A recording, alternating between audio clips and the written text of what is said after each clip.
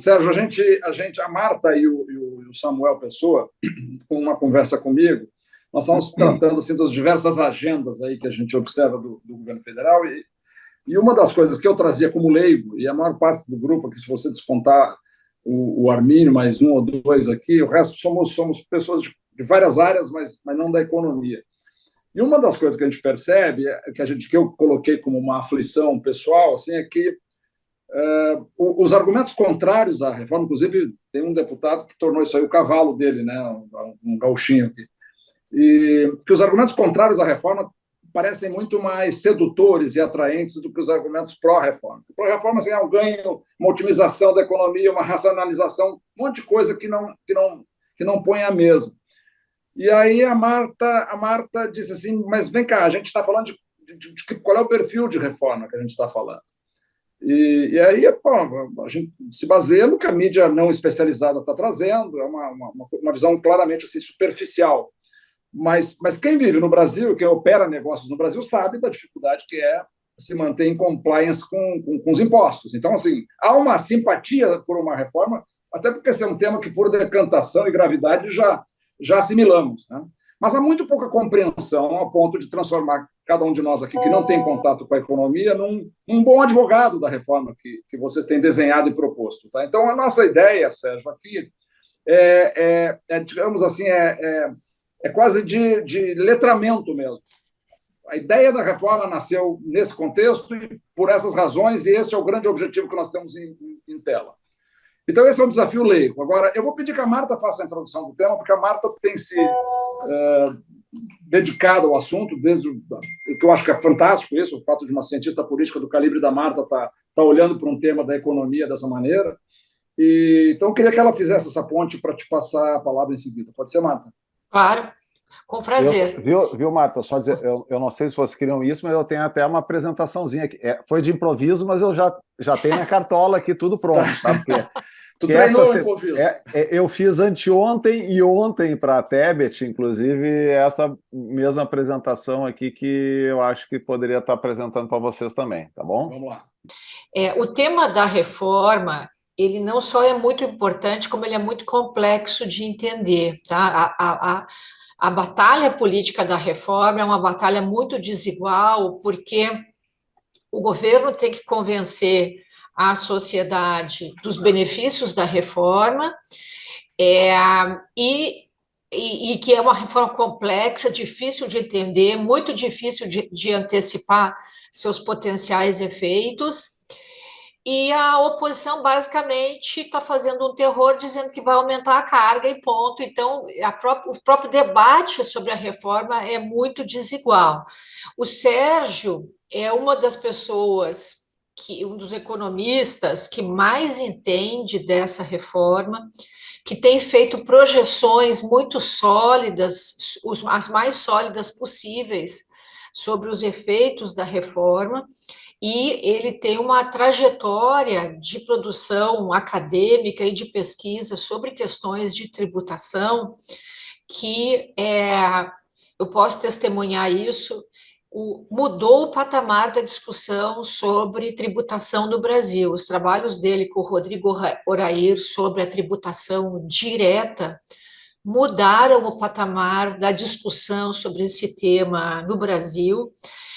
O Sérgio é um economista que tem uma trajetória de pesquisa muito premiada, ele ganhou 8 prêmios do Tesouro Nacional com os trabalhos dele.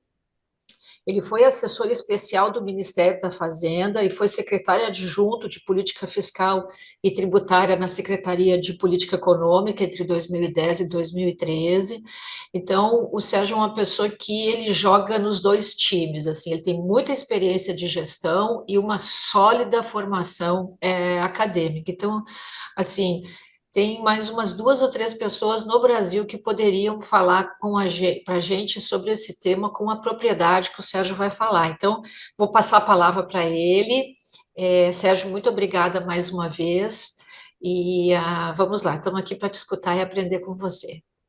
Não, bom, em primeiro lugar, assim, Marta, obrigado assim, pelas palavras elogiosas. Eu acho que tu exageraste, eu acho, um pouco, né, porque eu digo assim, hoje em dia, né, quando se fala assim na questão de ser um especialista, né, eu até falando um pouco da minha experiência, né, pessoal, assim, a minha praia, de fato, é finanças públicas, né, dentro da economia, e, na realidade, sim, uma finanças públicas muito na prática, né, eu sempre digo, eu digo assim, a gente fez mestrado, doutorado, mas as finanças públicas a gente aprendeu muito no cotidiano, né, no governo, em outras coisas, em trabalhando, e eu acho, então, que tem essa particularidade, né? E no debate assim, da reforma tributária, né, eu te diria que a gente, hoje aqui eu vou falar mais da questão da tributação do consumo, essa proposta que tá em pauta, né, discussão PEC 45,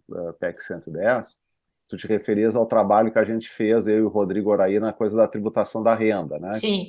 Um trabalho assim, uma coisa curiosa, eu não sei, vou contando aqui, né, nesse grupo, quer dizer, eu não ouvi diretamente, mas eu acho que imagino que vários de vocês, quando a Marta está se referindo a um texto que eu e o Orair escrevemos, foi o ano de 2015, gente, porque os dados, um pouco assim, incentivado ali naquela onda do trabalho do Piketty, de tentar coletar números, né, com as declarações de imposto de renda, e ali, por volta daquele ano ali, que começou a surgir alguns dados, microdados, né, que pudessem evidenciar melhor a questão da concentração de renda no Brasil, e linkando isso com o debate de tributação, porque tinha uma turma que fazia já, né, tu conhece o pessoal que fazia o trabalho sobre desigualdade, mas nunca linkava muito com a discussão da tributação. Então, eu acho que foi isso, né? A ideia nossa, a gente juntou o diagnóstico de desigualdade com o debate sobre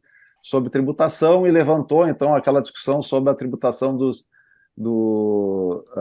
dividendos. Eu poderia dizer até que, hoje em dia, a posição da gente vai se atualizando e a gente também vai ver, eu diria, já quando comparo, né, anos passados, a gente tinha uma expectativa de que, retoma dividendos, nós vamos poder, inclusive, ajudar isso com ajuste fiscal, porque vamos recolher tanto mais de bilhões, e hoje eu já posso antecipar assim, a minha avaliação sobre isso, que a coisa é bem mais complicada, né? Porque a reforma da renda que a gente imagina é a redução do IRPJ, né, da tributação da pessoa jurídica, acompanhado de um aumento da tributação dos dividendos. E assim, eu antecipo isso, que eu acho que essa reforma pode oferecer algum ganho de arrecadação, mas é muito difícil que ela forneça um ganho de arrecadação significativo ou suficiente, por exemplo, para fazer um movimento que talvez fosse desejável, que todo mundo poderia esperar e gostar, que seria a redução da tributação do consumo no Brasil, né? A gente até tem pensado em talvez colocar algum dispositivo, né, na emenda constitucional essa da tributação do consumo, porque todo mundo tem achado, né, muito elevada tal, a alíquota de 25%. Eu antecipo aqui que provavelmente essa alíquota deve ser até superior, tá, aos 25%. Tá? É um pouco um chute calibrado, né, alguns cálculos assim que a gente faz. Eu imagino já uma alíquota mais próxima de 27%, tá, por cento, 27% ou até 28%. Mas então, eu acho que nessa questão da tributação da renda, fazendo só um link entre os dois debates, né, eu acho que é uma agenda importante, tem muita distorção para corrigir, né? E uma outra coisa que liga muito esses dois debates é que, por um acaso, muitos dos grupos que se organizam para se opor à tributação da renda são grupos que também estão se organizando para se opor agora à mudança da tributação do consumo. Né? E não falo nem de grupo econômico, né? Grupo corporativo mesmo. Né? A gente vê lá na época lá não sei se todos sabem aqui, né? Mas no PL 2337, lá do Imposto de Renda, eu acho que era um projeto que tinha um mérito, foi um projeto feito lá pela Receita Federal, como eu disse, retomava a tributação de dividendos com redução do IRPJ, mas no final o projeto que saiu do Congresso, da Câmara, aprovado, ele abriu, por exemplo, uma brecha de isenção de 4,8 milhões, né, para todas sócios de empresas que faturavam até 4,8 milhões. Ou seja, todo o pessoal do Simples estava fora, né, e uma parte do pessoal do lucro presumido, ou seja, aí para atender o lobby da OAB, o lobby de várias outras corporações, essas principalmente, eu diria, de profissional liberal, e que é justamente, se havia um grave problema, uma grave distorção de transfiguração, né, de renda do trabalho e renda do capital, era justamente esse público, era esse alvo, e era justamente esse público que estaria não sendo atingido pela reforma da tributação de renda.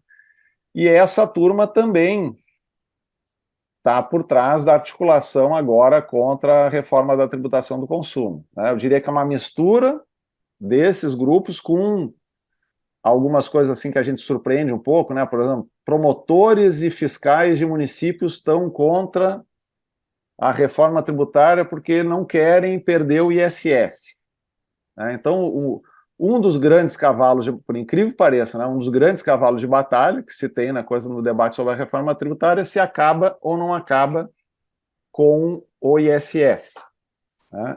Eu vou aqui até já botar aqui então a apresentação. Sérgio, em termos assim pedagógicos aqui para nós, tá?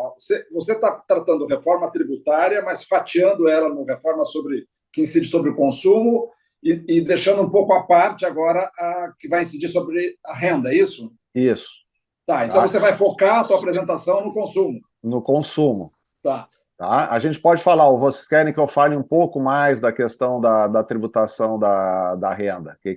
Eu acho que eu acho que seria interessante você dizer quais são os componentes de uma reforma tributária que vocês trabalham, e aí, se for o caso, no que você considera mais iminente agora, que é a do consumo. Tá. Mas eu acho que se você der um arco, vai facilitar, porque lembra que você está falando com leigos, tá? Tá bom. Não, então, só retomando, eu diria, na reforma da tributação da renda, então falando, como eu falei, ela tem duas. O debate lá atrás, quando a gente retoma, é o quê? Tem que conferir mais progressividade para a tributação no Brasil. Agora, não adianta imaginar que eu vou conferir mais progressividade, como algumas pessoas imaginavam, só aumentando a alíquota máxima do imposto de renda das pessoas físicas, tá? É preciso dar um tratamento mais equânime, né, mais neutro a todos os tipos de rendas. Então, nesse sentido, né, que se coloca em debate a questão por exemplo, da revisão da isenção de dividendos. Mas, ao mesmo tempo que se coloca em debate a revisão da tributação de dividendos, a maior parte dos países hoje adotam algum mecanismo de combinação da tributação do lucro na pessoa jurídica e na pessoa física, né? Se usa a palavra de alguma forma de integração, ou seja, tem que olhar para as duas coisas, né? Não olhar como compartimentos, né? E, além disso, né, mais recentemente no mundo, o fato é de que muitos países passaram a reduzir a tributação do lucro na empresa. Tá? Por exemplo, hoje em dia, aqui a nossa alíquota de tributação do lucro de empresa no Brasil, né, a gente tem uma das alíquotas nominais mais altas do mundo, é 34%. Então, essa é a loucura, né? Nós temos uma das alíquotas de tributação do lucro na empresa mais altas do mundo e temos, ao mesmo tempo, somos um dos poucos países do mundo que isenta os dividendos distribuídos para acionistas. O movimento, que eu diria que não é nem tanto teórico hoje, é meio pragmático até, é o seguinte: não tem que reduzir a alíquota do IRPJ e tem que tributar de alguma forma os dividendos. A questão dado esse pressuposto, é fazer da forma mais inteligente possível e que possa, eu diria, combinar um pressuposto, um objetivo de mais equidade, que eu estava falando, de mais progressividade, com também de mais eficiência, né? Ou seja, tirar as brechas da legislação que fazem com que as pessoas se organizem do ponto de vista empresarial, ou ter empresa ou não ter empresa, se pessoa física ou pessoa jurídica, em função de vantagens tributárias que poderiam se dar, né? Vamos dedicar o nosso tempo, a nossa energia, né, o nosso capital para produzir coisas reais, né, e não para estrutura de planejamento tributário. E dentro, eu diria assim, o que eu tenho visto no debate que se tem todo do pessoal que tem discutido a questão da reforma da tributação da renda, eu diria, antecipando, que nós temos basicamente duas possibilidades de modelo. tá? Um modelo que é um modelo dual, inspirado principalmente nos países nórdicos, que ele é um modelo em que a gente tem a tributação de lucro na pessoa jurídica e uma alíquota ou duas alíquotas diferenciadas para a tributação do lucro na pessoa física. Tá? E o outro modelo é um modelo em que tu coloca a tributação de dividendos para a tributação junto com as demais rendas, né, naquela tabela progressiva do imposto de renda, mas onde tu oferece uma compensação pelo tributo que tu já teria pago ao nível da empresa. Tá? Então, eu diria que né, hoje, basicamente, a discussão, quando eu digo no momento que se pautar, provavelmente ela vai se basear num desses dois modelos. Mas o problema da economia política que eu mencionava, o grande problema é que vai repetir o que aconteceu na tramitação, esse do projeto, que era o 2337, onde acontece o quê? Onde determinados grupos começam a querer se organizar para criar exceções à regra. Ou seja, nós estamos justamente querendo revisar a isenção de dividendos para tentar dar um tratamento mais equânime a todo tipo de renda. E entram os grupos, né, de pressão, os grupos específicos, tentando criar exceções para que lhes favoreça. E o que eu, então, estava tentando colocar para vocês ao introduzir a questão da tributação do consumo é que esses mesmos grupos podem estar atuando agora, né?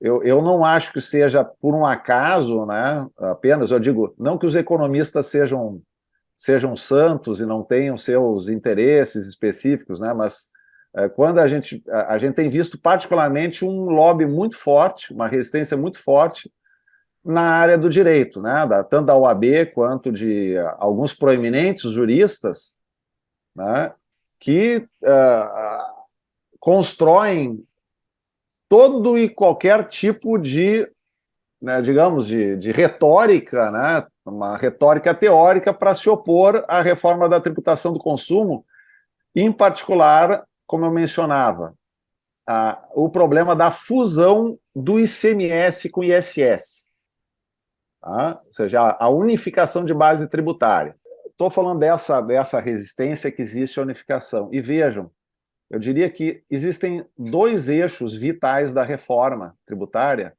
e um deles passa justamente pela unificação do ICMS e do ISS, né? A unificação da base tributária de consumo entre bens e serviços, né?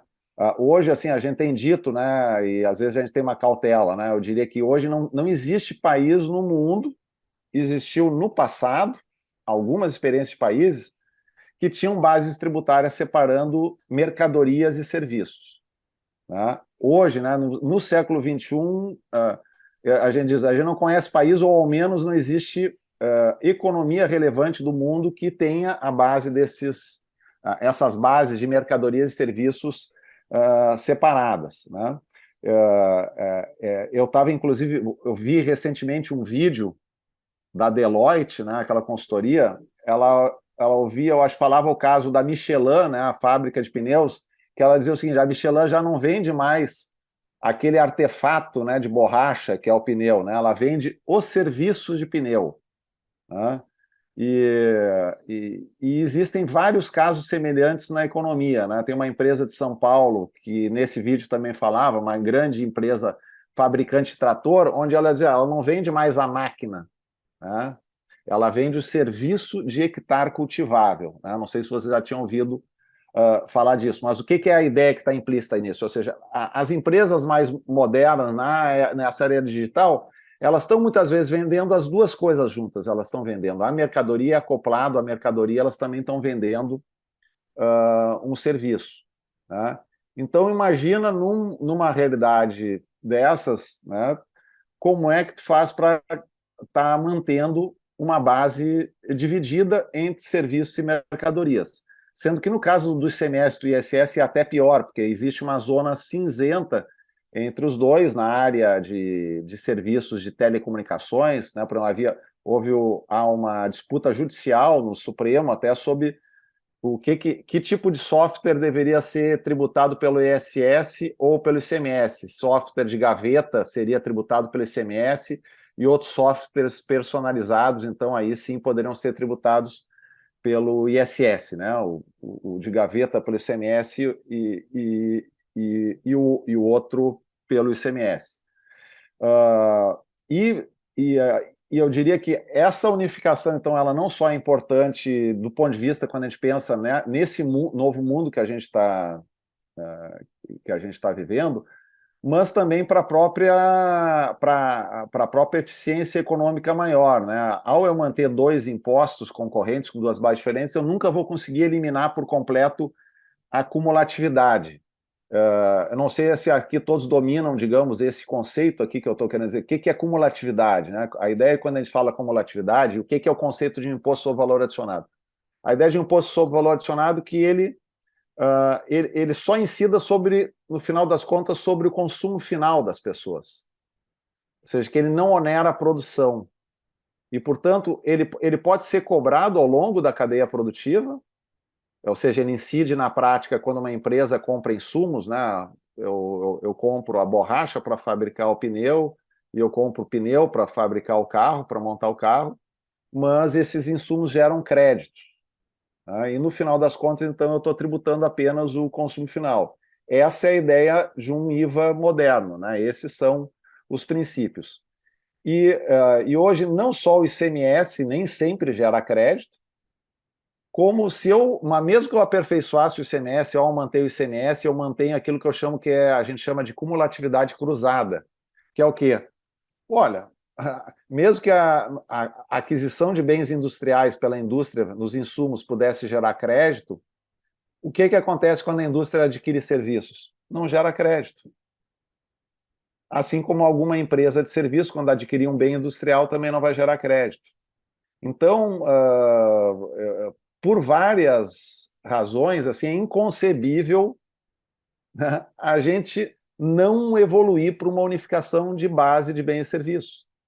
E esse ponto, esse simples ponto que eu estou falando para vocês aqui, é quase como se fosse uma divergência de morte que está havendo na reforma. A Frente Nacional dos Prefeitos e o Movimento Simplifica Já estão contra essa ideia básica, que eu diria que é elementar para a gente evoluir no nosso sistema tributário. Ela, e casado com ela, né, o IVA, se diz que é tu unificar a base e tu aplicar o princípio do destino. Né? O que é o princípio do destino também para os leigos? Hoje a gente diz que o ICMS e o ISS são cobrados na origem. O princípio de destino implica eu dizer o seguinte: o tributo pertence à jurisdição onde vive o consumidor, ou onde ocorreu o consumo, não necessariamente onde vive o consumidor. Tá? Quando ocorre onde vive o consumidor, ele tem uma vantagem adicional, que é o quê? Eu diria que é quase como se fosse pensar num princípio até na filosofia da tributação, da justiça. O que é justo? O justo é que o tributo retorne, né, para o local onde vive a pessoa que pagou por ele. Então, se eu tenho um tributo sobre consumo, eu tenho citado aqui, depois vou mostrar o caso aqui das distorções que acontecem no ISS. Eu não sei se todos sabiam aqui, eu nunca tinha dado conta até poucos anos atrás. O imposto sobre serviços, esse municipal, ele incide sobre aquela taxa que a gente paga pelo uso do cartão de crédito ou do débito, né? Sabe aquela taxa lá quando a gente vai fazer uma compra, usa o estabelecimento, né? Ele tem que pagar e às vezes ele passa para a gente ou não, passa para o consumidor ou não, né? Os 2%, 3%.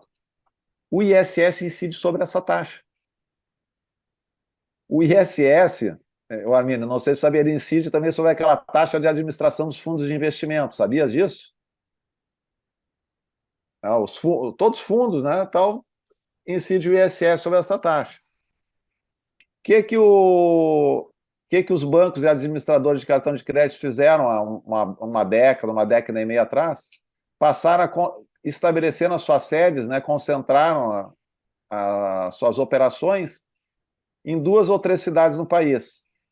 além do que seria natural da gente esperar Rio de Janeiro e São Paulo, o que surgiu? O fenômeno de dois paraísos fiscais. Poá, no interior de São Paulo, e Barueri. Tá? Hoje, Barueri é a cidade que tem a maior arrecadação de ISS per capita do país. São R$ 6.000 por habitante ano. E Poá é a menor cidade do Brasil, tem 850 habitantes. Nossa. Essa eu não sabia. Agora, houve recentemente uma decisão do Ministério Público de São Paulo, né, que disse que obrigou não atingiu Barueri, né, atingiu Poá, né, e obrigou, então, a Poá, os bancos, na verdade, a transferirem as suas operações que tinham em Poá para São Paulo. Ou seja, ele, na verdade, não corrigiu o problema, né, ele tirou o dinheiro do Poá, mas manteve concentrado em São Paulo. O que está acontecendo? O imposto que todos nós estamos pagando, né, que vivemos em todo o Brasil, está sendo canalizado para Barueri e para a capital de São Paulo. Isso é uma guerra fiscal, né? É guerra fiscal. Exatamente. E assim, a gente está acostumado a ver a guerra fiscal do ICMS, né? Essa, digamos, até, de certa forma, é muito mais até concentrada. Mas os municípios têm autonomia para definir sem limite? É até 5%, mas para baixo não tem limite? Não, tinha um limite que é 2%, mas daí começaram a estabelecer coisas que é reduções de base de cálculo, artifícios. E o detalhe, né, que foi aprovado, eu acho que a lei complementar, posso estar me falando, não sei se é 157, agora me atrapalhei. Hoje, não sei se vocês viram, hoje de manhã saiu a decisão do Alexandre Moraes decretando a inconstitucionalidade da lei complementar aprovada em 2016 pelo Congresso e que tentava, pelo menos, amenizar um pouco esse problema, definindo que o ISS dos cartões de crédito e, aliás, é incrível, porque no início houve, inclusive, os bancos entraram contra, os bancos entraram com a ação no Supremo, alegando que tu não tinha condições de apurar onde que estava, entendeu? Para atender esse determinante. Mas de 2016 até 2022 se estabeleceu um conselho gestor, teve todo um trabalho que foi construído das entidades municipais junto com os próprios bancos para viabilizar a operacionalização dessa mudança. E, no entanto, a gente teve essa decisão hoje do Alexandre Moraes. Mas se houver unificação, isso encerra. Sim, lógico, encerra. E de certa forma, eu diria, há males que vêm para bem, né? Porque eu digo, essa decisão, de repente, também mostra, porque o pessoal do Simplificar Já vinha sustentando de que era possível aprimorar o sistema tributário por meio de mudanças em lei complementar. Na verdade, eles não. Como há um lobby, diria uma combinação, Prefeitura de São Paulo, porque como eu vou mostrar para vocês depois, a Prefeitura de São Paulo é uma das que mais perderia receita, junto com a categoria dos fiscais municipais, promotores, e com uma outra interface que é o quê? Que eu estava falando. Corporações, entre elas, por exemplo, a de advogados. Por que acontece daí com os advogados? Dizem que tem outras corporações também. O ISS é 2% a 5%, né? Como a gente falou, a alíquota mínima e a máxima. No caso das sociedades profissionais de advogados, é um valor fixo, gente, não é um percentual do faturamento. Tá? Eu nem sei direito qual é o valor, mas assim, tu tem um escritório de advocacia que fatura 10 milhões no ano, ele, em vez de pagar, digamos, 2%, pelo menos, disso aí, que daria 200 mil, ele recolhe, talvez, R$ 1.000 ou R$ 2.000 por advogado da sociedade. Tá? É um valor fixo por membro da sociedade. Então, tu imagina, tu sair, né? Aí já explica muito, né? Mas isso é o quê? É uma cortesia obtida pelo lobby dos advogados com a lei? Contadores, acho que também tem, entendeu? Contador tem isso, advogado. Eu até acho que, olha, quando tu pensa assim, imagina o IBS, né, o IBS com o CBS, alíquota de 25%. Se tu imprimir uma alíquota por isso que as coisas conversam, né? O problema da pejotização, né? Tu foge da pessoa física, em vez de ser tributado em 27,5%, tu foge para a jurídica por duas razões. Porque tu tem uma baixa tributação, tu tem um regime diferente, ou tu está no simples, ou se tu está no lucro presumido, né, tu tem uma menor tributação, é uma tributação linkada ao faturamento, e tu tem coisas como essas do ISS, um valor bem pequenininho. Tá? Então, tu paga o ISS esse fixo, tu paga 13,65% de PIS/COFINS, depois tu apura, quem tiver no lucro presumido, presume que 32% do seu lucro, do seu faturamento é lucro, na verdade o seu lucro real é 80%, 85% do faturamento, e tu paga IRPJ e CSLL sobre 32% do teu faturamento. Faz essa conta toda, tu está pagando um valor bem menor do que os 27,5%. E, além de tudo, tu tem os teus dividendos que tu distribui pela empresa isento de imposto. Né? Basta tu mudar duas chavezinhas isso aí, tributar dividendos, ou tu botar o IBS, entendeu? Matou.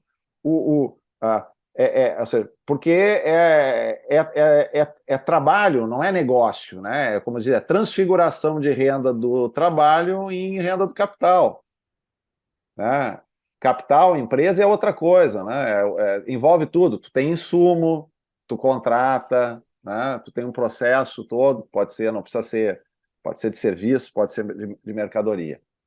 Bom, mas assim, eu estava colocando, então, esses são os dois princípios, né, que eu diria que são fundamentais.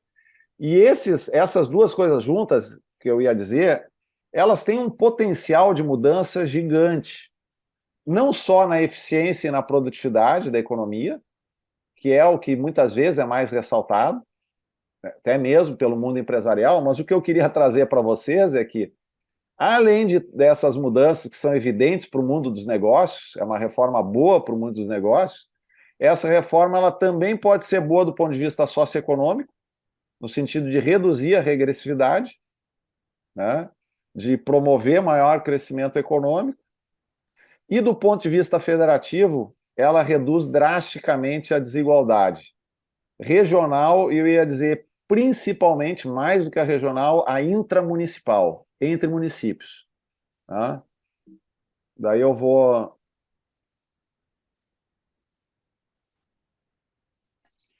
passar até aqui esse... Eu mando depois para vocês esse PowerPoint aqui, eu não vou ficar tocando nesse aspecto muito técnico aqui, que não vale a pena. Tá? Mas aqui, até antes de chegar nesse númerozinho da concentração, né, de receita, quer dizer, aqui vocês já podem ver como é concentrado a receita de ISS, né, esse é o imposto municipal. Porque o Simplifica Já, tá, e esses outros, todo mundo está dizendo, reforme o ICMS que é o grande vilão, é o problema, entendeu? Não mexam no ISS, tá? Esse é o objetivo, dizer, não mexam no ISS. E o que eu estou querendo dizer para vocês, se não mexer no ISS, se não unificar, não elimina por completo a acumulatividade, né? Tu vai ter uma zona cinzenta enorme, tu vai estar lá, como eu estou falando, como é que tu vai fazer com a Michelin, que está vendendo serviço de pneu, ou com a empresa de trator que vende daqui a pouco o hectare cultivável. Né? Imagina o contencioso desse negócio. Não que seja só o Brasil, né? Tem uma história muito famosa, né, que me contaram esses tempos, que eu não sei se você sabe, lá na Inglaterra tem uma causa que foi no Supremo, a discussão se um tal de Jeff Cakes, alguém já ouviu falar da história do Jeff Cakes aqui ou não? Seria um tipo de bolinho, mas aí que tá, é bolo ou biscoito? Se ele é bolo, ele teria uma alíquota zero lá no IVA do Reino Unido. E se ele é biscoito, não, ele teria ele teria a alíquota maior. Vocês imaginam o Supremo do Reino Unido discutindo por não sei quantos anos se Jeff Cakes era bolo ou biscoito. Daí a decisão, assim, até é engraçado, né? Daí a decisão, chamaram peritos e decidiram o seguinte, bolo, com o tempo, ele fica duro, e biscoito, com o tempo, fica mole. Então, o Jeff Cakes teria que ser submetido ao teste do tempo para ver se ele fica mole ou duro, para saber se ele teria o benefício da alíquota, né, reduzida ou não. Então, assim, nós já temos coisas meio parecidas assim, no Brasil, e esse é o futuro, se a gente imaginar que mantém essa coisa dividida. Mas vamos lá, indo adiante. Esse slide aqui eu preparei, na verdade, para confrontar Mas, o pessoal. Sérgio, Oi. Samuel aqui. Oi, Afinal, Samuel. é bolo ou é biscoito? Parece que era. Parece que era bolo mesmo. Eu vou recapitular com a Melina. Conhece a Melina, né? A Melina até que está lá naquele nosso grupo lá. Ela que. Eu sabia da história, mas eu pedi para ela esses dias, né? Parece que conseguiu o enquadramento de bolo. Mas aqui, ó, aqui que eu tenho falado, tu entende? Tem o pessoal que diz o seguinte, que a fusão, né? Porque a ideia é que tu vai ter um IBS subnacional, ele seria um imposto cogerido por estados e municípios juntos. De fato, é uma inovação jurídica, né, no Brasil. Tem países como Canadá, Índia, outros países que têm a organização federativa como a nossa, que adotam esse tipo de modelo, e esse é o jeito de tu adotar um IVA em países federativos como o nosso.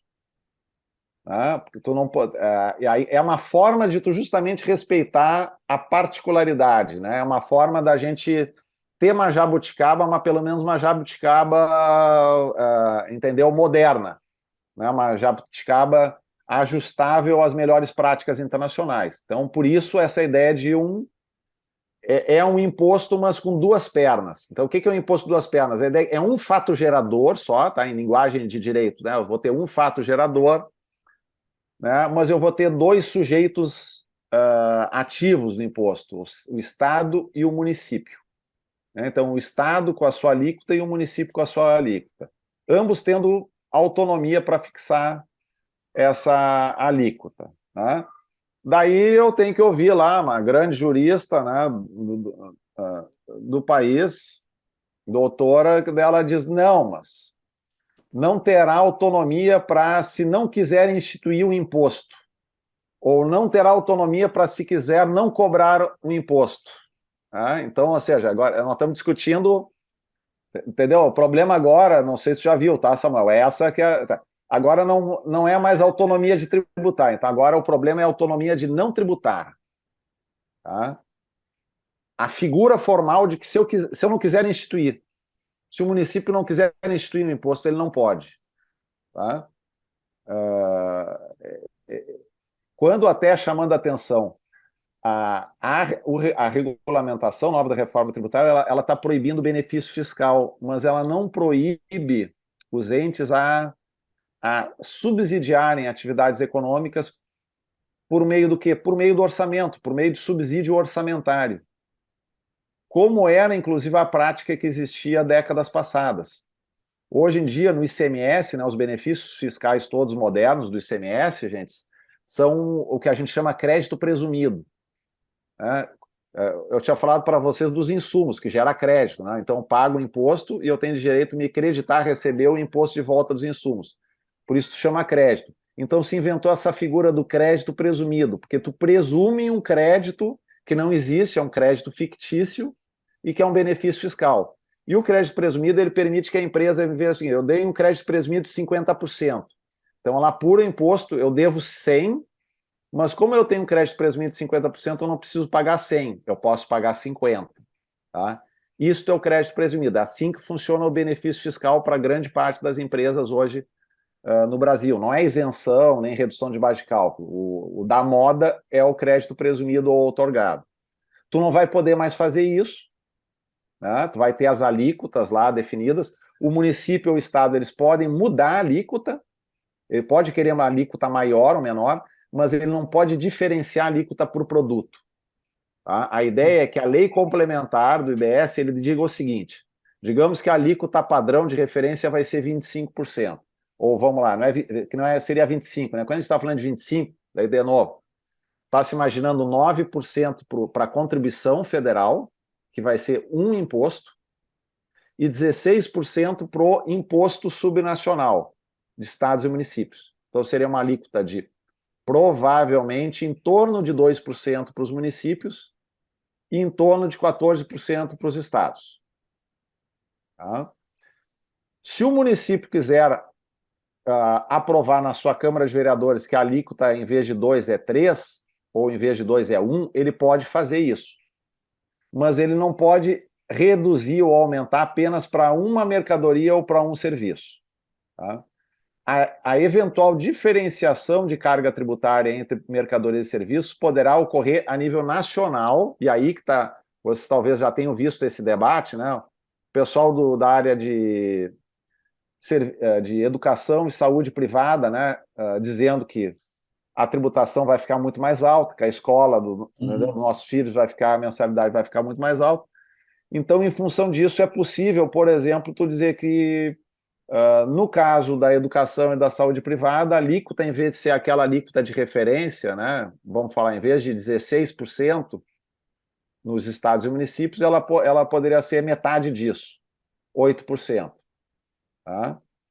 Portanto, se o Estado decidir que a sua alíquota não é 14%, mas ela é 12%, por hipótese, automaticamente a da saúde e educação privada, que é metade, vai cair de 7% para 6%.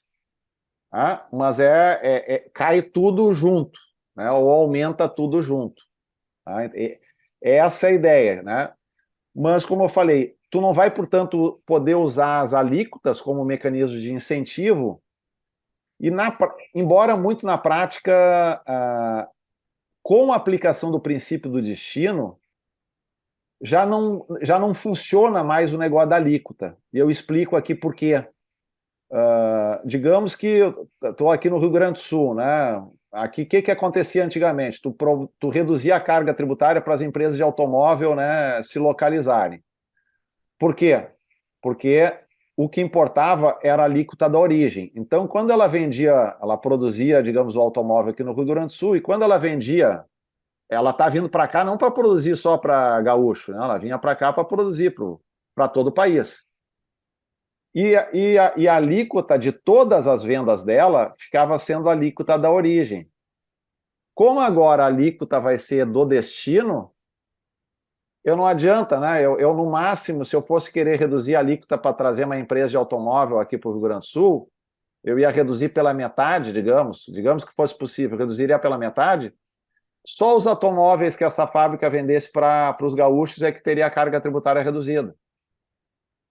Entenderam? Tá? Essa é a sistemática. Então, na prática, a aplicação do princípio do destino, além dela propiciar o que eu chamo que é a justiça, né, de retornar o imposto para o local onde vive o consumidor, ela aniquila, né, ela elimina a ração da guerra fiscal, né, o insumo da guerra fiscal.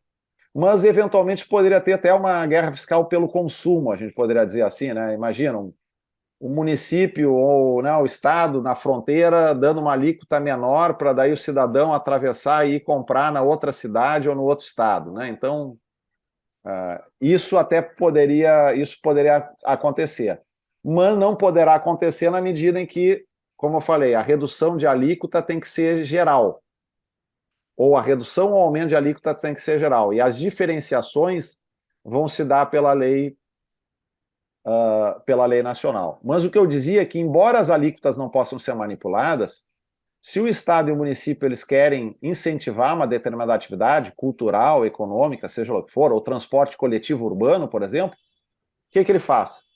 Ele cobra o seu imposto normalmente e inclua no seu orçamento, de forma transparente, decidindo com a sociedade, com a Câmara de Vereadores, olha, eu quero destinar esta soma de recursos para subsidiar a instalação de uma indústria automotiva aqui no estado ou aqui no meu município. Que ele o faça dessa forma. Ele vai poder continuar fazendo dessa forma. Que é uma forma muito mais transparente e, eu diria, menos suscetível à corrupção, né, que pode existir, que eu, de certa forma, eu poderia dizer, já fui testemunha pelo longo tempo, testemunha não direto, mas pelo que eu já acompanhei, muitos casos na história do ICMS, inclusive aqui no Rio Grande do Sul, de priscas eras, de coisas desse tipo que já aconteceram, né? De histórias de muito governante que enriqueceu, né, por essas trocas de favores. Tá? Bom, Mas, então, o ponto que eu levanto aqui é que vejo o seguinte, mesmo quando quem levanta essa coisa da autonomia, eu pergunto, que autonomia, que competência tributária efetiva é essa hoje, onde eu tenho mais de 3 mil municípios do país, mais de 60%, que não arrecadam nem R$ 100, né, por habitante ano de ISS. Eu usei R$ 100, mas eu tenho até mais de 1.000 municípios que não arrecadam nem R$ 10 por habitante ano de imposto sobre serviço. E por que isso acontece? Porque, como eu falei para vocês, o imposto é devido, eu só posso cobrar imposto quando eu tenho uma sede de empresa prestadora no meu território. Então, imagine o Brasil com muitos municípios rurais, de base rural, podem até consumir serviço, mas não tem empresas, né? Ou tem poucas empresas. Então, o que acontece é que eu tenho hoje 61 municípios só no Brasil que arrecadam mais de R$ 1.000 por habitante ano. E esses 61 municípios aí, eles arrecadam 43% de toda a receita de ISS do país, tá? Tendo 12% da população. 43% da receita de ISS com 12% da população. Mas o que eu acho até mais interessante, que eu coloco nessa tabela, é que vocês vejam que essa receita de ISS não tem contrapartida com o tamanho econômico dessas cidades. Por quê? Porque o PIB delas representa 21% do Brasil, e mesmo quando eu estou focando no PIB dos serviços, é 27%. Tá? Fica muito visível aí que não é uma concentração de receita justificada por fatores econômicos, é uma concentração gerada por outros fatores, como a gente viu a questão da guerra fiscal, o problema lá dos cartões de crédito, etc. e tal. E outra coisa, né, que quando a gente fala até da resistência, né, dos prefeitos das capitais à reforma, é que eu não imagino, nós temos só 2 capitais do Brasil que estão nessas 61 cidades. Via de regra, as capitais não estão entre as mais ricas de ISS.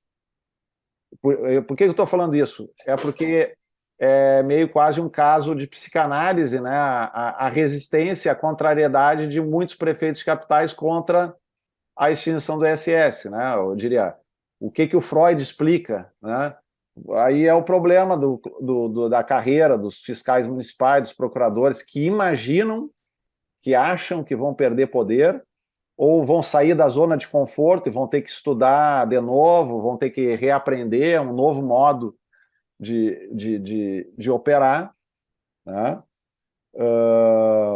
Porque eu tenho nas 61 cidades 2 capitais, Vitória e São Paulo. O Rio de Janeiro está na posição 62, 63 do ranking, tá? Por isso que eu botei 2 ou 3. Então, o Rio de Janeiro está beirando aí. Todas as outras demais capitais do Brasil estão nos grupos no grupo intermediário, tá? De arrecadação de ISS intermediária. São Paulo, né, para vocês terem uma ideia, olha aqui, São Paulo tem 1/4 da arrecadação de ISS do país está em São Paulo, tendo 6% da população e 10% do PIB nacional. Quando a gente junta daí, eu estou falando até agora muito só do ISS, mas o ICMS tem uma grande concentração de receita também. Por quê? Porque o ICMS é arrecadado pelo Estado e o Estado repassa 25% da receita de ICMS para os seus municípios. E o critério de repartição do ICMS entre os municípios é outro problema. Ele é repartido pelo chamado valor adicionado fiscal. Então é como se fosse o PIB do município. Então é onde está... O que acontece? Todos os lugares que têm refinaria de petróleo ou hidrelétrica, eles ganham um caminhão de dinheiro de ISS. Então, vamos ver aqui já aqui embaixo, ó, quem são as cidades mais ricas de ISS com ICMS per capita. Tá? Barueri está em sétimo lugar aqui, porque ele tem uma grande receita de ISS, que eu falei, principalmente de ISS. São R$6.000 por habitante ano. Mas o município que tem a maior receita das 2 coisas juntas é esse aqui de Minas Gerais, São Gonçalo do Rio Abaixo. Tá?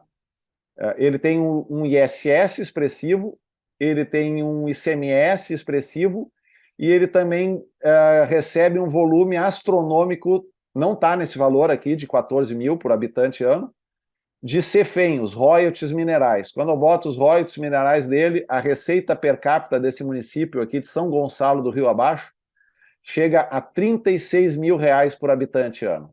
36 mil. 11 mil habitantes, R$ 36 mil por habitante ano. Qual o município mais pobre do país? Alguém tem ideia aí de qual que seria? Quem quer chutar aí? Outro São Gonçalo. São Gonçalo, no Rio de Janeiro. Tá? Isso aqui, por si só, daí também já contradiz a tese da frente de que a reforma beneficia os pequenos e prejudica os grandes. Um dos municípios mais beneficiados do país com a reforma tributária é o São Gonçalo do Rio de Janeiro, que tem uma arrecadação de R$ 1.300 por habitante ano, né? E que vai ser beneficiado com a mudança, com a fusão do ISS com o ICMS. Tá? E São Gonçalo do Rio Abaixo, que é um município pequeno, de 11 mil habitantes anos, é um dos municípios prejudicados, é um dos municípios perdedores. E daí eu tenho São Francisco do Conde, sede de refinaria. Guamaré, eu pensava que era sede de refinaria, vieram me dizer que não teria refinaria. Até onde eu sei, eu acho que tinha refinaria também. Guamaré, Paulínia, refinaria. Tá? Enfim, o município mais rico, não em ISS e ICMS, mas mais rico geral do país é esse aqui do Pará, ó, Canaã dos Carajás. Ele tem 8 mil de ICMS e ISS, mas quando junta os royalties e outras rendas dele, ele chega a R$ 40 mil por habitante ano. Então, essas são as distorções, né, que eu digo que a gente tem no Brasil e que eu queria destacar que são importantes também de corrigir. A desigualdade de renda no Brasil é uma das mais altas do mundo, mas a desigualdade federativa é algo também totalmente inexplicável. E eu diria que existem dois fatores do nosso federalismo fiscal e tributário que produzem essas grandes desigualdades na Federação Brasileira. Uma é o ISS e o ICMS, e outra são os royalties. Tá? O royalties não só do petróleo, mas também do petróleo, né, que tem um peso cada vez maior. Tá? Mas indo, então, à frente... Bom, no que a reforma tributária ela vai mudar isso como? Né? No caso, principalmente, ela vai mudar com a unificação dessa base tributária e com a aplicação do princípio do destino. A aplicação do princípio do destino vai afetar o imposto novo, o imposto municipal, e vai afetar também o novo imposto estadual. Só que também vai ter uma mudança secundária, que é o imposto estadual, os 25% do imposto estadual que são repartidos com os municípios, e que hoje são repartidos pelo valor adicionado, que eu tinha falado para vocês, ele vai passar a ser repartido agora por um critério que valoriza mais a população. Tá? Então, basicamente, o que eu vou ter? Eu vou ter o imposto arrecadado pelo próprio município de acordo com o seu consumo, e eu vou ter o imposto arrecadado pelo Estado sendo repartido com seus municípios de acordo com a população de cada município. Então, a combinação dessas coisas, dessas duas coisas, tem um potencial de redistributivo gigante. Quando a gente contabiliza isso em termos de índice de Gini, tá? O índice de concentração da receita, colocando todas as receitas do município, não só o ISS, ICMS, mas botando royalties, botando FPM, botando tudo dentro da panela, há uma redução de 22% no índice de concentração. Tá? Vejam a quantidade de municípios que potencialmente perderiam e ganhariam com essa mudança. No universo total, 85% dos municípios ganhariam. Tá? Nas capitais fica já um jogo mais equilibrado, pendendo mais para os perdedores, e em pouco por isso a resistência. O G100 aqui é um grupo que são os municípios populosos e pobres. Esse grupo aqui foi criado pela própria Frente Nacional de Prefeitos. Hoje, na verdade, são 108 municípios, não são mais 100 municípios. Vocês vejam que 104 dos 108 ganham com a reforma tributária. 98% dos municípios de PIB per capita menor de R$20 mil por habitante ano também ganham com a reforma. E os municípios com mais de 80 mil habitantes, nós temos 2/3, 67% desses municípios ganhando. Tá? Agora, isso se eu digo, o efeito distributivo é importante, mas, de fato, é complicado, né, a gente fazer uma mudança do dia para a noite, né, falando do caso da Prefeitura de São Paulo. Né? A Prefeitura de São Paulo, aqui, se não me falha a memória, os números, a Prefeitura de São Paulo hoje tem uma arrecadação de ISS e ICMS no ano de 2021, agora 2022 já é maior, de 33 bilhões de reais, dos dois tributos. E se a reforma fosse feita do dia para a noite, com essa mudança que eu disse do princípio do destino, né, ela cairia para algo como 19, 20 bilhões de reais por ano. Tá? Seria um tombo fenomenal de cerca de 40%. Então, uma coisa é o derrubar a arrecadação, né, que eu quero dizer lá, imagina, num paraíso fiscal, como é a Canaã dos Carajás, ou aqueles municípiozinhos pequenininhos que é uma fortuna de recursos. Outra coisa, de fato, é eu reduzir muito drasticamente a arrecadação de uma capital que tem serviços de saúde, de educação. Né? Pode ser mais rica, evidentemente, do que outras, mas né, digamos, não dá para dizer exatamente que tem com dinheiro sobrando. Né? E aí que entra, então, a ideia da transição, de uma regra de transição para a reforma. Né? E a regra de transição é uma regra de transição meramente federativa. Né? Tem gente dizendo, então o sistema tributário só vai mudar daqui 40 anos. Não, é a regra de transição federativa, que a ideia é que ela fosse uma coisa, sim, de 40 anos. 20 mais 20. O que é essa ideia, tá, da regra de transição? É para lidar com esse problema. Né? É para fazer uma transição gradual. O que é a ideia? Como eu falei, São Paulo hoje, ele tem... Quando a gente pega a receita de São Paulo em proporção da receita de todos os municípios do país, ele tem 13% do bolo. Com a reforma, se eu fizesse do dia para a noite, a fatia do bolo dele cairia para 8%, cidade de São Paulo. O que é o segredo da história aí? É a velha história de fazer o bolo crescer. Né? Ou seja, para mim não afetar as finanças e coisa, é eu fazer que a fatia do bolo de São Paulo vai reduzindo muito lentamente, vai reduzindo de 13% para 8% num prazo, né, de 40 anos. Então, imagina, assim, vamos pensar mentalmente, né? Só assim, ó, no primeiro ano vai reduzir de 13% para 12,8%, depois para 12,6%, para 12,4%, né? Esse é o princípio.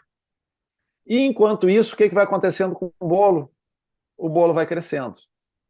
Né? E a ideia que a gente tem, né, que os estudos econômicos têm mostrado, há alguma divergência e tal, é que a reforma tributária tenha o efeito justamente de propiciar um maior crescimento desse bolo, um maior crescimento da economia. Né? A regra de transição, o que ela diz explicitamente? Não é a dúvida, não é a interpretação. Ela diz que nos primeiros 20 anos da transição, todos os entes eles vão receber exatamente o mesmo valor que eles recebem hoje. Então, por exemplo, falei do caso de São Paulo. Eles vão receber o mesmo valor que eles recebem hoje, corrigido pela inflação, e apenas a parcela da receita do novo imposto nacional, esse do IBS, que crescer acima da inflação, é que vai estar sendo distribuída pelos novos critérios mais democráticos, digamos assim, aplicando a população e o destino. Tá? Então, o que isso significa? Significa que se São Paulo tem hoje os 33 bilhões, aqueles que eu mencionei, eu estou dizendo que nos primeiros 20 anos São Paulo vai continuar recebendo todo ano os mesmos 33 bilhões, corrigidos pela inflação, e ele ainda vai receber um pouquinho a mais do imposto nacional, correspondente àquilo que é a economia e que o imposto vai estar crescendo acima da inflação. Ou seja, que acontece? Quando eu tenho crescimento econômico, né, gente, estou aqui me pedindo para falar para leigos, né? Então me desculpem se eu falo alguma coisa que é trivial. Não? Vai crescendo o PIB acima da inflação. A receita, portanto, também vai crescendo acima da inflação. Esse valor da receita vai crescendo acima da inflação, é que vai sendo distribuído, então, pelo novo critério que atende de forma mais universal, mais equânime todos os entes da federação. Tá? Quando eu faço isso, né, ou seja, São Paulo, pela regra, ele em nenhum momento, não só São Paulo, nenhuma cidade, mesmo lá, nem São Gonçalo do Rio abaixo, vai receber em qualquer ano dos 20 primeiros anos da transição menos do que ele recebe hoje. E nos 20 últimos anos da transição, o que se prevê? Daí se prevê que isso que a gente chama que é o seguro-receita, que é esse valor da arrecadação atual dele, corrigido pela inflação, esse seguro-receita vai sendo diminuído a 5% ao ano. Então, no 21º ano ele vai receber 95%, depois 90%, 85%, 80%, até chegar no 40º ano, daí tudo é pela regra nova. A questão é que daí, quando chega lá no 40º ano, a fatia do bolo de São Paulo daí vai estar em 8%, mas o bolo vai estar sendo, vamos pensando assim rapidamente, o bolo vai estar sendo já quase 3 vezes maior do que ele é hoje, tá? Em 40 anos. Posso ter errado aqui no raciocínio, digamos, rápido aqui. Mas, aqui eu não vou entrar na coisa dos estudos, que a gente faz. Daí eu tenho estudo aqui que eu fiz que eu faço simulações disso aí, tá, gente? Que é em vários cenários de crescimento adicional da economia, quanto é que eu poderia ter de como é que se comporta as perdas e ganhos dos municípios. Tá? O Samuel conhece, né, eu acho, esses cenários aqui, né, do estudo da Débora Freire lá e do Edson Domingues, e que partiram do estudo do Braulio Borges, né, da FGV, né? Então, aqui a gente tem um cenário que é eu diria, o cenário mais pessimista, que prevê um crescimento adicional da economia de 0,3% ao ano a mais em 20 anos. O outro 0,7%, na verdade não é em 20 anos, é em 15 anos. O outro um efeito de 0,7% a mais e o outro 1,2% a mais. Quando a gente aplica esse crescimento econômico e a regra de transição, essa que eu mencionei para vocês, eu faço o seguinte exercício. Eu comparo a receita de cada ente da federação com a reforma tributária e com esse crescimento da economia, ou seja, eu comparo a receita de São Paulo caindo progressivamente de 13 para 8, mas chegando no 20º ano, provavelmente não em 8, ela vai estar, porque é só no ano 40 que chega em 8, tá? E ao mesmo tempo eu vou aumentando o bolo nos percentuais a mais do que no cenário sem reforma. E eu comparo, então, o cenário com reforma com o cenário sem reforma, sendo que no cenário sem reforma a economia brasileira estaria crescendo, digamos, pela média histórica, aqui que a gente está considerando 2,1% ao ano. Quando a gente confronta isso, o que a gente verifica? A gente verifica que, em termos de municípios, usando o cenário intermediário aqui, que não é nem o otimista, nem o pessimista, a gente vê que só 84 municípios ficam com uma perda de arrecadação, não é redução de arrecadação, é perda em relação ao cenário sem reforma. 84 municípios apenas ficam perdendo, permanecem perdendo. Daquele número lá que eu falava, de uma mudança estática que seria de 800 municípios, perdendo do dia para a noite, né? Nesse cenário aqui eu fico com um número bastante reduzido. Né? E entre os estados eu não tenho nenhum estado que fique arrecadando menos do que hoje. Eu tenho aí um grupo de 5 estados que estariam numa zona, digamos, intermediária. Falando assim, em termos de estados, né, que eu falei muito de municípios, né? Quem são estados perdedores, tá, gente, na reforma? São estados... Muita gente poderia pensar que é São Paulo. São Paulo é um estado perdedor, mas São Paulo, nas simulações que a gente faz hoje em dia, está perdendo muito pouco. Tá? Porque, na verdade, São Paulo tem perdido muito com a guerra fiscal do jeito que tem acontecido. Entendeu? Então, São Paulo, embora seja um estado que produz mais do que consome, Na prática, quando a gente faz simulações, a gente vê que em termos proporcionais, São Paulo perde muito pouco. Em termos proporcionais, quem perde mais, com a mudança da origem para o destino, falando de estados, né, de ICMS, é o Amazonas, né, embora mesmo que a Zona Franca permaneça, mas é o Amazonas, é Mato Grosso e Mato Grosso do Sul, e é o Espírito Santo. Tá? Esses são, eu diria, são... Minas Gerais também perde um pouco, talvez Pernambuco, ali um pouco, veja, é um estado do Nordeste, talvez Pernambuco é o único estado do Nordeste, que talvez perca um pouquinho, e a grande maioria dos outros estados ganham, né? Rio de Janeiro ganha, porque o Rio de Janeiro, embora seja um estado rico, o que ele produz mais do que ele consome mais do que produz, tirando petróleo, né? E o petróleo, os combustíveis, já é um dos itens do ICMS que são tributados no destino, junto com a energia elétrica e telecomunicações. Enfim, eu não sei se a minha fala aqui já tá longa demais, se não ficou chata demais aí com esses números agora, e daí eu acho que eu abriria para o debate, para a conversa com vocês. Tá bom, Sérgio. Ótimo. Pessoal, quem tem interesse em perguntar, eu acho que o Roberto Freire deve ter, com essa última informação de Pernambuco, aí o Roberto deve ter saltado fora, estava apoiando até ali. Eu estava apoiando, ia dizer isso. A partir de agora eu vou tomar um certo cuidado. Mas, olha, eu queria, o Zeca, e a todos aí, eu tenho compromisso, mas eu quero dizer que eu tinha lido alguma coisa, não era um leigo total, mas quero dizer que foi importantíssimo aqui algumas colocações para a gente saber que precisa atuar muito seriamente para que isso seja aprovado. Isso é um processo em que você muda substancialmente a Federação Brasileira. Uhum. Né? E isso precisa ser feito.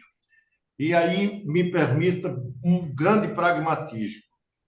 Era fundamental que a gente pudesse colocar essas questões básicas junto aos parlamentares.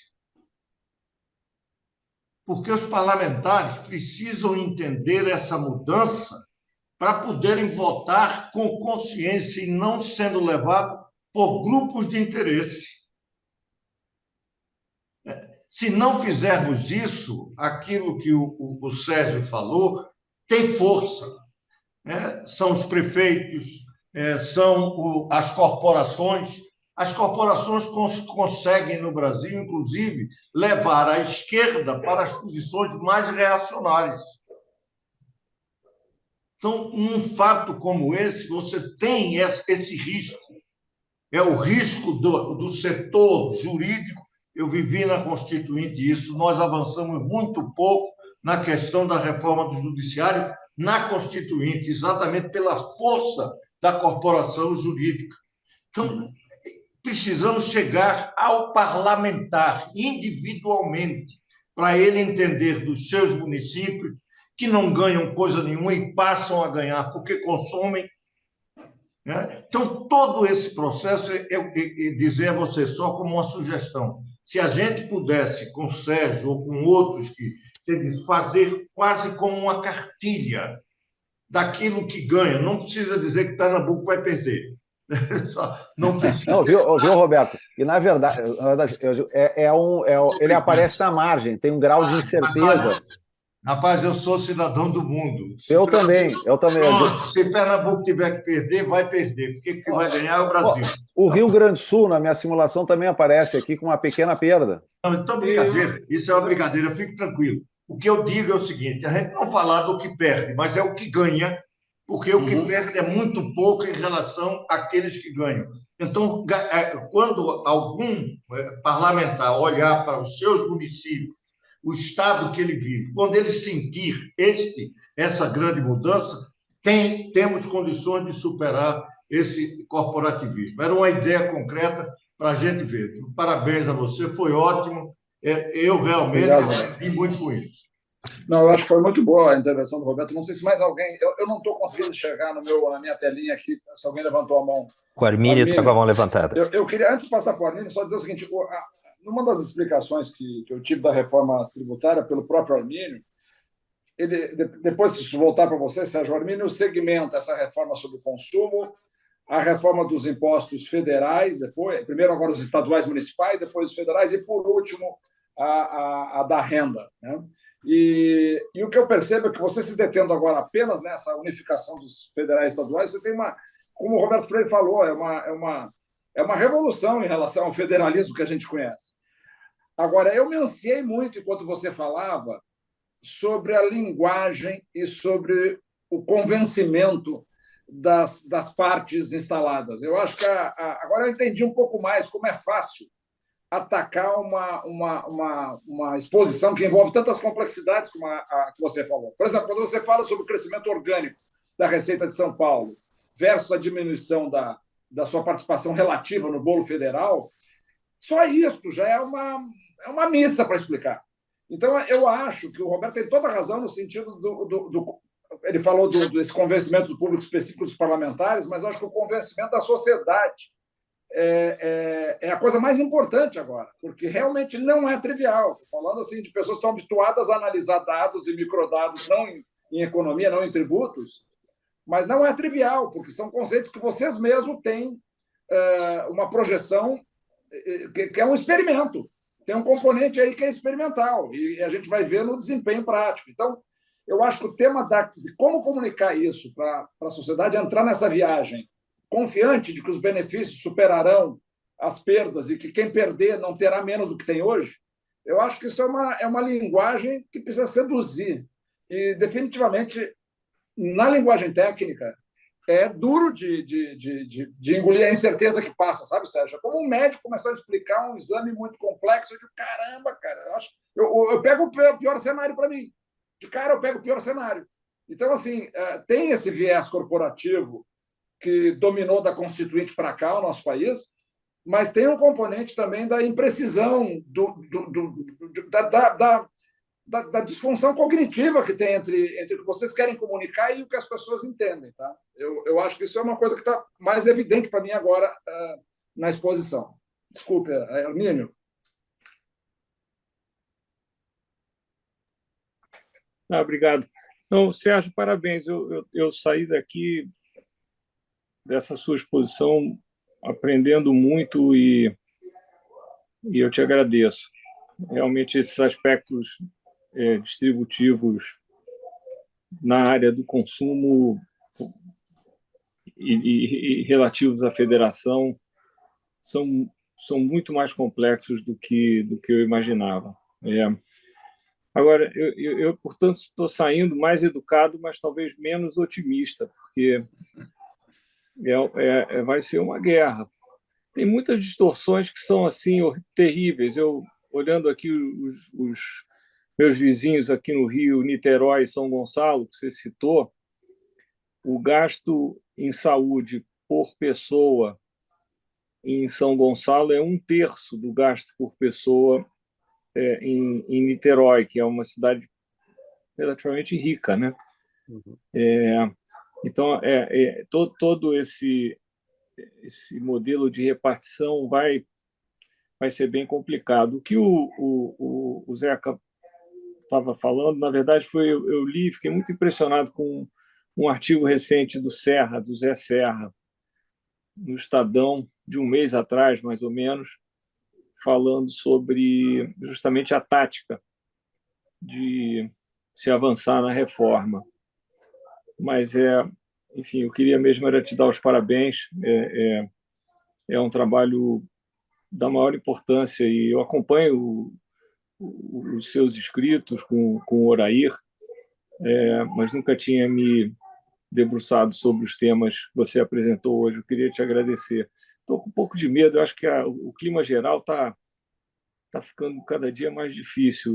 Seria muito importante, mas eu acho que essas disputas, por exemplo, quando você coloca o ganho absoluto para cada ente ao longo do tempo, eu entendo o resultado final, mas eu suspeito que a relação entre um e outro, o relativo, vai ter muito peso. Eu acho que as pessoas, assim, as várias cidades, as várias municipalidades vão ficar de olho no vizinho também. É um velho tema, até em macroeconomia, mas, enfim, de qualquer maneira, eu acho que esse debate é da maior importância. Eu estou com o Roberto, acho que você vai ter muito trabalho aí pela frente explicar isso para a turma. Mas eu acho que vai valer muito a pena. Mais uma vez aí, obrigado. Muito obrigado, Armínio. Mais alguém, gente? Ou devolvemos para o Sérgio? Marta?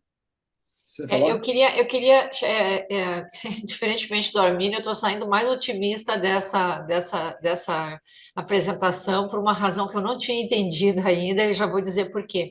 Mas antes eu queria dizer assim que essa questão da redução da desigualdade de receita entre os municípios brasileiros é uma coisa muito, muito, muito mega blaster importante, tá? Hoje os grandes perdedores na repartição do conjunto do sistema tributário são os municípios dormitório das regiões metropolitanas que concentram população pobre e problemas seríssimos. Então, assim,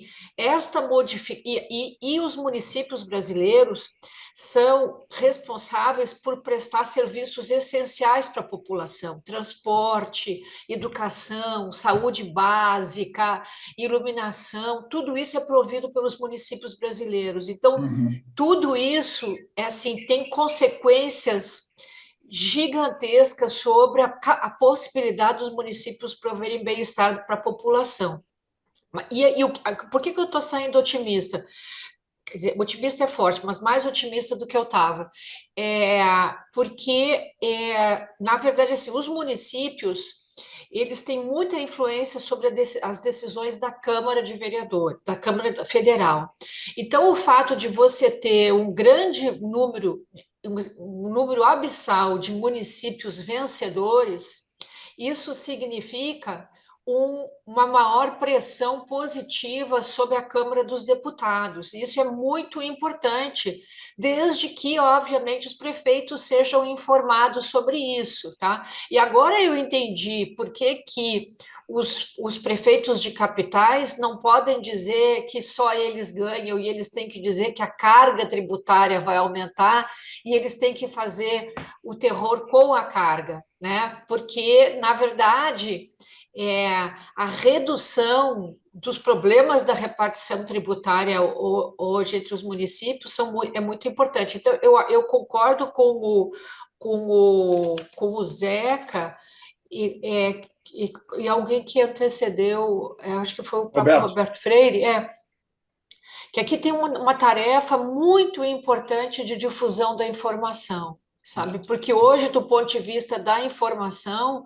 é quem tem veto à reforma que está ganhando. Então, tem um trabalho importante de esclarecimento desses ganhos todos, né? Por exemplo, esses dois slides que o Sérgio tem aí, de quantos municípios ganham, de quantos municípios arrecadam, isso aí, se for possível fazer uma campanha de informação disso, e assim, a informação já está pronta, né, Sérgio? Esses slides são, assim, super legais, né? Tem que fazer vídeos disso e divulgar. Então, assim, eu tô mais otimista, na verdade, sabe? Só duas mãos, não para hoje, mas seria interessante ver não quantos municípios ganham, mas quantas pessoas ganham. Exato, quanto de população potencial. Tenho isso já nas tabelinhas, tem isso. Então, você fala um pouquinho mais para nós. Não, eu fiquei um pouco ansioso, eu não fiquei nem otimista nem pessimista, mas ansioso, porque eu percebi a importância do assunto. Marta, eu aprendi a dimensão disso agora e fiquei imaginando, conhecendo como a gente acompanha desde o Constituinte, o encastelamento daquelas bolhas corporativas, Quer dizer, é um alvo perfeito se a comunicação do outro lado não for muito competente. No fundo, essa ansiedade que eu fiquei aqui percebendo a importância do que o Sérgio nos trouxe. Mas Sérgio, enfim, fecha você. Mais alguém quer falar alguma coisa? Que nós vamos fechar. O Roberto Álvares está com a mão levantada. Eu não tinha visto. Desculpe, Roberto. Vamos lá. Tranquilo, Zeca. 3 comentários. Gobete, prazer, excelente, aprendi pra caramba, muito obrigado. 2, você disse que enviará a apresentação e deixa a pergunta. Ela pode ser repassada fora deste grupo. E 3, Zeca, eu vejo uns 3 headlines assim muito poderosos. O Gobete está falando, eu acho que o número que você apresentou na tabela, que 99% da população no cenário que você desenhou sai no positivo na reforma. Puxa, esse é um headline muito bom. E também dos municípios. Então, uma sugestão, Zeca, esse é um tema fundamental, não só do ponto de vista federativo, mas do ponto de vista de reduzir a fricção na economia. Eu acho que várias outras discussões ficam subordinadas, na verdade, à redução da fricção na economia, e essa é uma agenda fundamental. E eu deixo a sugestão de ser uma prioridade do Derrubando Muros, serrar fileiras, né, nessa comunicação. Ok, obrigado, Roberto. A nossa ideia era essa, fazer justamente essa aula aqui com o Gobete e depois com a Vanessa na terça-feira, para daí ajudar uma parada e decidir se é um tema com essa importância estratégica para a gente serrar fileiras mesmo. Gobete, por favor. Não, como o Roberto tinha visto ali, nem eu já não me lembrava mais. Estão vendo aqui a linha percentual da população que ganha? 90%, sim. Tá? Então, se não houvesse transição, né, esse percentual seria de 64%, tá? Que eu não teria. Quando eu introduzo o crescimento econômico, quanto maior vai sendo ele, eu vou conseguindo, né? Lembre-se, aqui não é ganho ou perda em termos de redução de receita, que eu estou dizendo é ganho ou perda no cenário contrafactual sem reforma, né? Então, eu estou comparando o crescimento. Gente, tem um telefonezinho aí tocando aí. Eu que estou tentando mutar aqui o meu telefone, não estou conseguindo. Eu estou comparando, né, gente, o que ele ganha com a reforma, com o crescimento maior econômico da reforma e também 2 efeitos que se misturam: efeito distributivo e efeito do crescimento econômico maior. O efeito distributivo favorece alguns e prejudica outros. O efeito do crescimento econômico beneficia todos. Então, quando eu faço esse cruzamento, é que eu vou verificando ali que, então, o número de potenciais ganhadores vai aumentando, e num cenário intermediário eu consigo, então, ter 98% aí da população, né, vivendo em locais que poderiam estar tendo um acréscimo de arrecadação pública. E em relação à coisa do otimismo, pessimismo, né, assim, quando eu penso sempre na quantidade de argumentos e na possibilidade, eu tô que nem a Marta, assim, eu vejo, também os números, a possibilidade. Mas, às vezes, eu também fico com um certo pessimismo quando vê que as coisas não...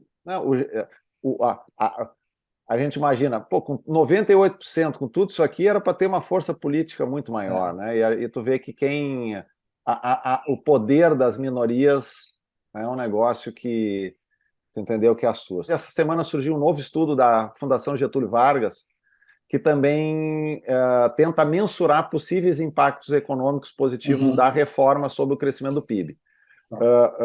O que tem os estudos? São 2 tipos de efeitos que se avalia que a reforma pode ter na economia. Um que é pelo fim da cumulatividade, aquela coisa que eu mencionava, que tu tem crédito, exportação, tu exporta, exportação é isenta, mas, na verdade, muitos insumos pagaram imposto e os exportadores não recuperam. Então, o pessoal mensura que só eliminando a cumulatividade, tu já teria um impulso positivo de 4% no PIB. Só que isso tem um trabalho que faz isso, tá?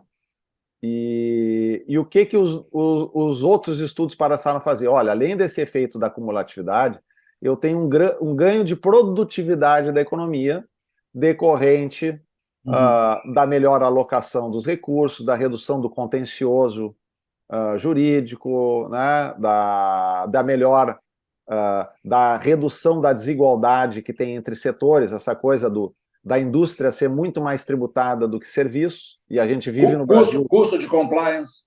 A gente vive no Brasil um processo, né, de desindustrialização prematura, que se diz, né? Então, onde a questão tributária não é o principal fator, talvez, mas é um dos fatores que influenciam. Então,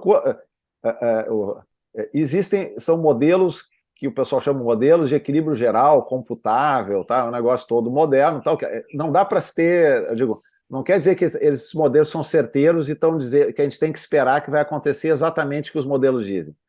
Essa simulação aqui eu fiz foi dizer assim, diferentes modelos indicam que eu vou ter um impacto positivo sobre o crescimento da economia, um impacto adicional propiciado pela reforma. Desses estudos, o menor de todos os impactos é 4% quando só considera a cumulatividade. E o maior impacto chega em 20%. Tá? Então, nesse range de crescimento adicional, tá? É um crescimento adicional ao longo de 15 anos. Tá? Então, significa dizer o seguinte, o PIB daqui 15 anos, se a reforma ocorrer, ele vai estar de 4% a 20% maior do que sem a reforma.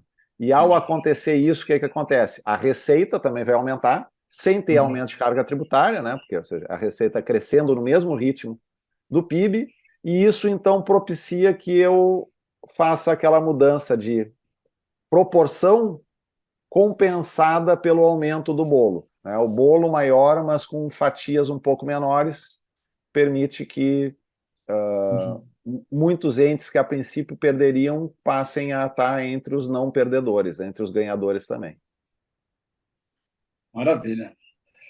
Acho que isso aí vai render algumas coisas. Pelo menos um artigo do Samuel rende, não rende, Samuel? Acho que o Samuel já saiu agora. Samuel já saiu? Mas, enfim, Sérgio... Muito obrigada, Sérgio. Muito obrigada mesmo. Você faz um agradecimento nosso nome. Esse é um trabalho assim que quer dizer, não é só pessoal, entendeu? Tem uma equipe, mas é quase como se fosse... Eu até digo, não, quando eu vim aqui a minha história, eu já trabalhei no Ministério da Fazenda em 2000 até 2013. Eu vim, então, há 10 anos para Porto Alegre. No início, a minha carreira é do IPE, né? Eu sou do Instituto de Pesquisa Econômica, e eu vim cedido para uma... te falei, né, Marta? Eu fui liquidante extrajudicial. Bom, tu que é gaúcho, eu fui liquidante da Edel Seguradora e do Montepio da Família Militar. Tá? Te lembra desse negócio que tinha aqui? Né? Eu não lembro, mas as viúvas que tomaram o cano deles lembram. Pois é. E em 2019 eu fui para a Fazenda, mas nesse período que eu fiquei deslocado, entendeu? Qualquer coisa, eu disse, para me manter a minha vida inteligente, eu era convidado para dar palestra na universidade, aquela coisa, então eu aglutinei muitos jovens estudantes que estavam se formando em economia e passei a dar treinamento finanças públicas, tu entendeu? Para eles. E treinar eles a fazer, e fazer alguns trabalhos. E o Orair lá, que é o Rodrigo Orair, né, meu colega do IPE, meio à distância fazendo esse negócio.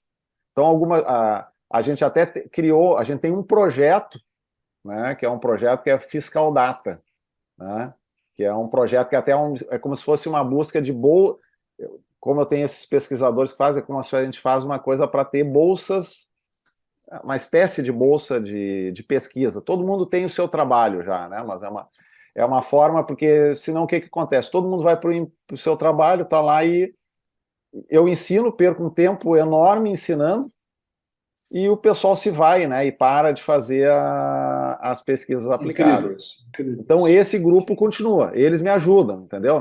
Muita coisa computacional aí, de planilha, né? É eu, Mike, que apareço na linha de frente, mas Mas são pessoas que trabalham e não estão recrutadas e ganhando especificamente para isso, é isso? Não, hoje em dia eu consegui, a gente, é uma coisa bem limitada. Com o governo?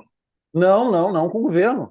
Já antes. Entendeu? É um negócio, como se fosse, é uma equipe que eu mantenho organizado, entendeu? Que a gente criou, tem um nome, que é o Projeto Fiscal Data, entendeu? A gente tem, a gente tem um patrocínio lá, por exemplo, da FEBRAFIT, a Federação dos Fiscais de Tributos Estaduais, do Sindifisco, entendeu? Do pessoal dos Samambaias, né?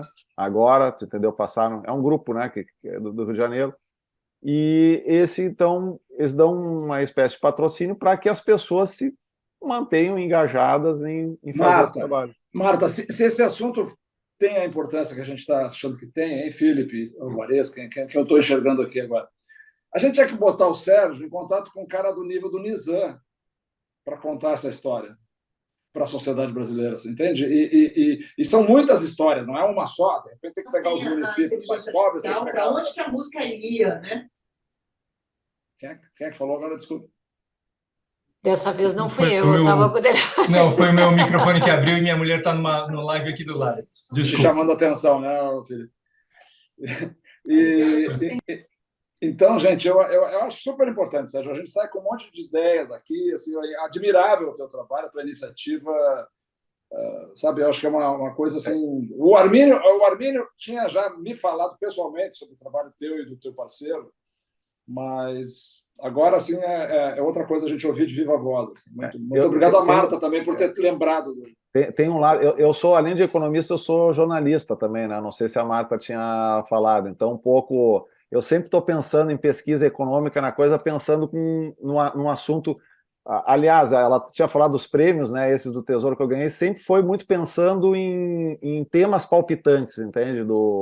Que legal. Do momento. E eu acho que justamente é isso, tu entende? É tu pensar em temas que são importantes do momento, em mudanças importantes a serem feitas e tu tentar mobilizar através da pesquisa, dos dados, dos números, tu mobilizar um sentimento em favor dessas coisas. Nesse caso agora dos municípios, eu disse, tem que gerar muitas vezes também indignação nas pessoas, né? Eu digo assim, mostrar, olha aqui que absurdo que é esse município aqui que ganha esse caminhão aqui de dinheiro, enquanto tem outra cidade que não tem quase nada para estar investindo coisa. Então, esses sentimentos que são sentimentos humanos, né? Eu digo, é tentar usar a coisa da técnica, do dado, da informação, para, né, porque senão ficamos só nós aqui. Sem dúvida.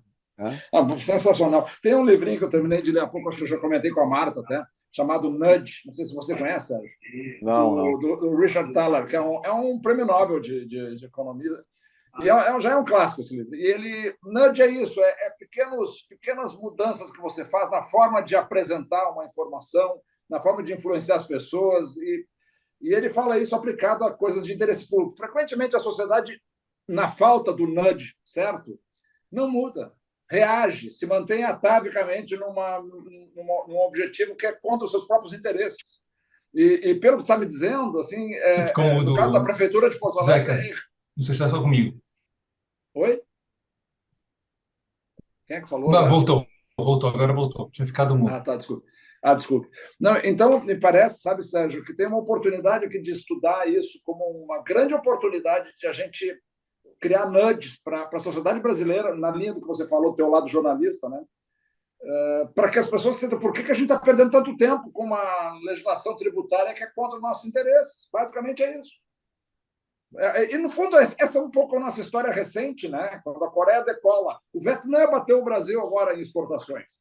Quer dizer, nudges, algumas mudanças que não precisam ser radicais, mas que são essenciais, são estratégicas. E nessa área tributária, quer dizer, a nossa geração cresceu ouvindo falar da irracionalidade, do custo de se manter em compliance fiscal, etc, etc.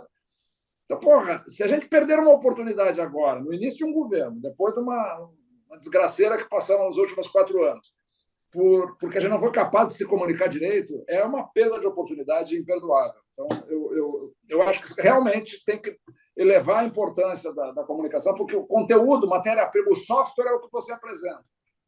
Precisa encapsular esse troço com um nudge certo, para que a sociedade diga, eu quero esse negócio, prefeito. E aí o prefeito vai dizer para o deputado federal. Essa coisa que o Roberto Freire falou, ele tem toda a razão, mas eu acho que talvez não adianta chegar lá, bater na porta do deputado e falar para ele, nós vamos ter que cercar o leão, né? É isso, ou então lá em Pernambuco, né, o que acontecia na debate da reforma tributária do ano passado? Chega o Fernando Rezende, né, o senador Fernando Rezende, e diz não vota nada se não tiver o benefício fiscal ou não sei o que para as empresas lá da coisa da região lá que fez. é um jogo pesado, né? Ou, digo, daquelas corporações que a gente estava falando aqui, ou, Sim. dessas coisas mais pesadas do que as meras corporações. Bom, Deixa eu dar uma palavrinha. Posso dar uma... fala, Felipe, por favor. Já encerra em nosso nome. Queria agradecer você, Marta Agora o Felipe vai falar. e Sérgio, né? Eu aprendi muitíssimo. Eu estou escutando tudo que eu falo de volta, mas... E só, enfim, a minha reflexão, vou tirar porque eu estou me ouvindo de volta ao livro. Aquela reflexão de que, enfim, é uma maneira de a gente distribuir renda através das cidades melhores, né?